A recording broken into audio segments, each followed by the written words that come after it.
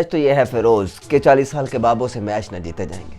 सच तो ये है फिरोज के मैच मिनट्स का बताकर कराची की आवाम को चूना लगा दिया गया।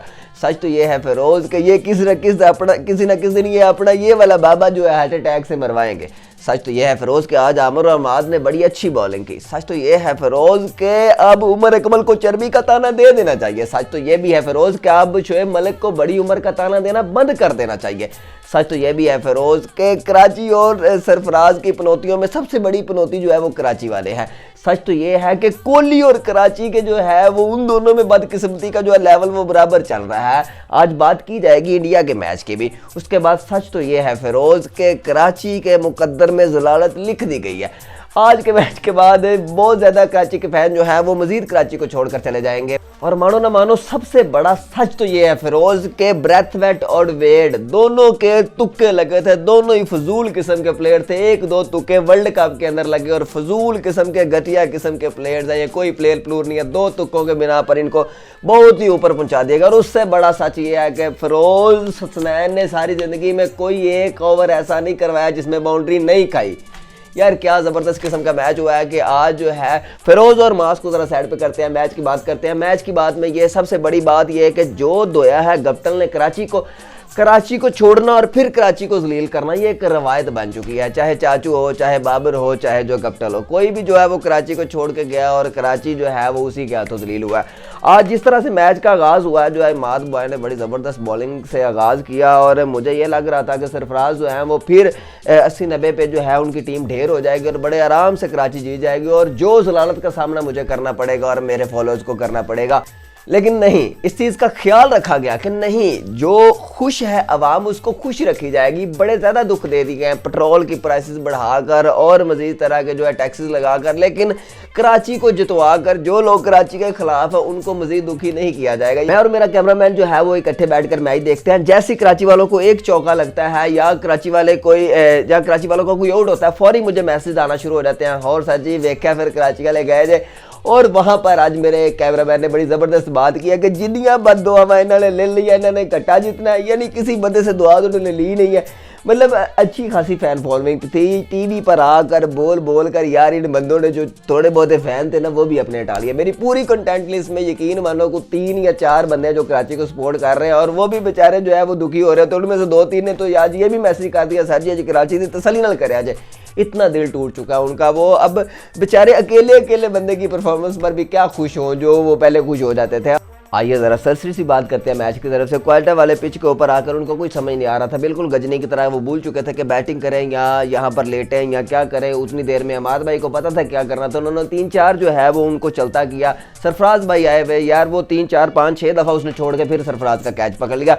मतलब कराची के ऊपर भी एक पनौती है और सरफराज के ऊपर भी बड़ी पनौती है। कोई समझ नहीं आ रहा था उन दोनों के ऊपर में से किसका काला जादू हैवी है, जिससे पता चला कि कराची के ऊपर जो है वो ज़्यादा हावी है। उसके बाद गप्टल ने क्या ही मैच्योर इनिंग्स खेली है यार। पहले जो है वो इनिंग्स थोड़ी सी बिल्ड की चाचू के साथ और उसके बाद जो है भाई उसने मार के बुरा हाल कर दिया। वो चिट्टे वालों वाली जो है वो एक चीज़ उन्होंने ली हुई है ऑस्ट्रेलिया का एंड्रू टाई। अच्छा उसमें भी 2 चीज़ें हैं। वो कह रहा होगा यार कैच ये नहीं फड़ देंगे, चौके नहीं फड़ दे, पिछो बैट्समैन साड़ी लाम कर देते हैं। ऊपर से ये है कि कराची वाले कह रहे थे एक ही शह ले लिए 40 बजाते एक लगा गया 4 एवरेज। मतलब उन्होंने जो है वो भरपूर कराची के खिलाफ जो है वो इनिंग्स खेली और उसके बाद गप्टिल ने तो बड़ी ज़बरदस्त इनिंग खेली। वो सारे का सारा जो मैच पलटा वो उसके एंड्रू टाई के एक ओवर में पलटा जिसमें 30 रन उसने खाए हैं 19वें ओवर के अंदर। अच्छी भली जो टीम है वो 100 के अंदर जो है वो ख़त्म हो रही थी, लेकिन जो है वो एंड्रू टाई ने कोयटा की बजाय कराची को ख़त्म कर दिया। उसके बाद बैटिंग की बारी आते हैं। मुझे ये समझ नहीं आ रही इनका कौन सा बैटिंग ऑर्डर है यार। ये सबसे पहले तो शर्जील है, वो भी हमें पता है चल गया, ना चला तो चाइना का माल है। उसके बाद टुलर भाई की मुझे कोई समझ नहीं आती। 10-12 इनिंग्स के अंदर कोई एक आधी 50 लगाते हैं, वहाँ पर हैदर हो जाती है। उसके बाद वापस जो टुलर भाई अपनी असल फॉर्म में वापस आ जाते हैं। उसके बाद भी मुझे कुछ समझ नहीं आ रही इनकी बैटिंग लाइनअप की। मलक की यार जितनी तारीफ की जाए उतनी ही कम है। यकीन मानो इस एज में आके मैं कहता हूँ उसकी एज की बात ही नहीं होनी चाहिए। वो इतनी करीब से यानी 3 रन 2 रन वो ले रहा है, कोई रन ही नहीं मिस कर रहा। उसके साथ जो उससे यंग है वो थक रहे हैं। लेकिन मजाल है यार, वो बंदा थके और तकरीबन वो मैच खत्म कर गया था, लेकिन उसके साथ किसी ने स्टे नहीं किया। उसके बाद जो मैथ्यू वेड इन्होंने बड़ा हाइप क्रिएट करके लिया हुआ था यार, उसने और ब्रैथवेट ने 4 छक्के मारे थे और वेड ने जो है वर्ल्ड कप के अंदर जो शाहीन को 2-3 छक्के मारे हैं। उसके अलावा इन दोनों की ताहियात अगर परफॉर्मेंस देखे उसमें कोई इन्होंने कुछ नहीं किया हुआ। उसके बाद आ जाते हैं भाई वो नियाजी साहब, अच्छा भला ऊपर ले जाके जो है वो कराची वाले को ख्वाब दिखा के किसी और नियाजी की तरह फिर आके जो है हसनैन की जो है वो 3-4 बॉलें डॉट करके वहाँ पर मैच एक दफ़ा नीचे लगा दिया। बहुत ज़बरदस्त ताबुर हुए हैं, सारा का सारा मैच बना है 18वें और 19वें ओवर में जो नसीम और हसनैन ने किया। मुझे हसनैन की समझ नहीं आ रही, यकीन मानो आप इसकी ना पूरी ज़िंदगी के जितने ओवर है निकाल के देख ले, इसमें कोई ओवर ऐसा नहीं होगा जिसमें इसने चौका नहीं खाया होगा। मैं सोच रहा था कि अच्छा भला ओवर निकल गया, उसने आखिरी में चौका खा लिया। इन शानदार ओवर के बाद ऑडियंस उम्मीद थी यानी कि वो उसको भी मतलब मुझे लग रहा था उसको स्कोर लग जाना। यकीन मानो जो पीछे वो 3 बॉल्स डॉट ना करता, अगर वो नियाजी जो है वो 10-12 स्कोर लग जाता उससे पीछे और 10 को पीछे लग जाता नसीम के ओवर में, और ये मैच कराची जीत चुकी थी। लेकिन मेरे ख्याल में इनके मुकद्दर में ही नहीं जीतना। ये यहाँ से एक बात तो समझ आ गई भाई, कैप्टन बदलने से कोई कुछ नहीं होना, कम से कम अपनी टीम बदलो, अपनी मैनेजमेंट बदलो, उसमें पूरे प्रॉपर प्लेयर्स लेके हो। मैं क्वेटा में भी कोई नीचे बॉलिंग कोई समझ नहीं आ रही, 2 एक बॉलर है उसमें स्नैन पता नहीं आज कैसे निकाल गया, वरना इसकी भी 40 जो है वो आराम से हर मैच में खा लेता है। उसके बाद थोड़ी सी बात करते हैं यार, आज जो टेस्ट मैच चल रहा है इंडिया के दरमियान और ऑस्ट्रेलिया के दरमियान है, उसमें नेथन लाइन ने एक तो 5 विकेट लिए हैं। वो मुझे नहीं समझ आ रही वो एक उंगली से कैसे इतने विकेट ले लेता है। मुझे तो लग रहा है, वैसे मैं खेला होता इसको मैंने 4-5 छक्के लगा, लेकिन मुझे लगता है कि ये सिर्फ मुझे ही लगता है, क्योंकि अगर लगने होते तो वो दूसरे ना लगा लेते।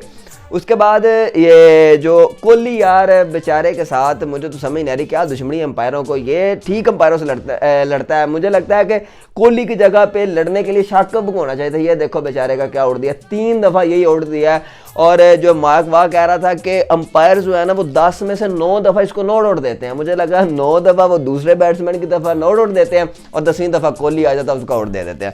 यार क्या बैड लक हो रही है उस बेचारे के साथ। एक तो वो जिस बॉल पे आउट होता है तो पड़ बड़ी अच्छी जाती है, या वो रिएक्शन बड़े लेवल का देता है। वो क्या कहते हैं कि वो कंट्रावर्शियल जो उसका आउट दे देते हैं। उसके बाद जो है भाई वो मैं फिर कह रहा हूँ उसकी बात जो कहते हैं वो क्या नाम है उसका, न्यूजीलैंड और इंग्लैंड का मैच हो रहा है भाई, उन्होंने 2 दिन के अंदर अपनी भी बारी ले ली है 2 बार, और उसको भी जो है वो एक दफ़ा आउट करके दूसरी दफ़ा 5 आउट भी कर ली हैं मतलब। और दूसरी बेन स्टोक्स जो है वो सबसे ज़्यादा टेस्ट में छक्के लगाने वाला जो है वो प्लेयर बन गया है। ओडीआई में हमारा लाला है, टेस्ट के अंदर जो है बेन स्टोक्स है और T20 के अंदर जो है वो रोहित शर्मा है। उसके बाद भाई वो बाबे उनके यार वो कसम से हमारे तो इधर 28 साल के जो है वो प्लेयर्स के लाख में पीड़ और गोडे गिट्टे जो है वो फारिग हो जाते हैं। वो कहते हैं हम टेस्ट नहीं खेल सकते। वो जेम्स एंडरसन और स्टुअर्ट ब्रॉड 1000 जो है वो 4 के करीब विकटें जो है उन दोनों ने कंबाइन ले ली हैं। ये बताते खुद में रिकॉर्ड है, वो दोनों बाबी कंट्रोल नहीं हो रहे। क्या ज़बरदस्त बॉलिंग कर रहे हैं, 5 को उन्होंने आउट कर भी दिए हैं और कल ही उन्होंने मैच जीत जाना है। ये इंटेंट के साथ जो है टेस्ट मैच खेल रहे हैं और मुझे उम्मीद है कि सही रेवोल्यूशन जो है टेस्ट के अंदर ये इंग्लैंड वाले ही लेके आएंगे। और मतलब ऑपोजिट टीम जो है वो 2-3 के रन रेट से खेलती है, ये 5 के रन रेट से खेलते हैं। जी तो आज के लिए इतना ही, मिलते हैं अगले मैच।